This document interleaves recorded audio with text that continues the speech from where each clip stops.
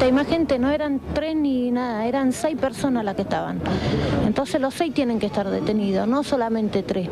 ¿Cómo ven el 3 progreso y de la con causa? uno a punto de que no se sabe si va a salir o no va a salir, que es uno de los menores, Alexi, el principal que estuvo ahí. Y la nena lo reconoce como el que estuvo ahí. Entonces no sé, dicen que no hay pruebas, no hay pruebas. ¿Qué más pruebas quieren que la nena lo reconozca? No sé qué otra prueba quieren. ¿Ustedes temen de que pueda pasar algo? Y estando suelto puede llegar a pasar algo, no solamente con nosotros. Si hicieron eso con el nene, lo pueden llegar a hacer con otro nene más también.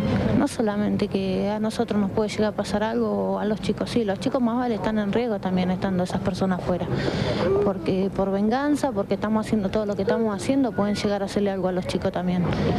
¿Usted siente que su familia está siendo juzgada más que los detenidos? Exactamente, porque me parece que no interesa si nosotros usurpamos una casa, si ella estuvo detenida. Me parece que acá el caso es que mataron a una criatura y que no solamente nosotros tenemos chicos, hay muchos chicos.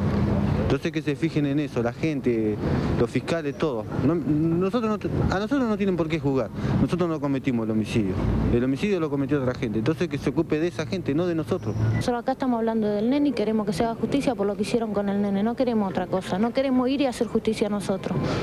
Queremos que vayan todos detenidos y que paguen todo lo que hicieron, sean menores o no, tienen que pagar, porque acá no estamos hablando de un robo, no estamos hablando de una boludez, nada, estamos hablando de un homicidio que no sé, de la forma que lo hicieron fue horrible lo que hicieron.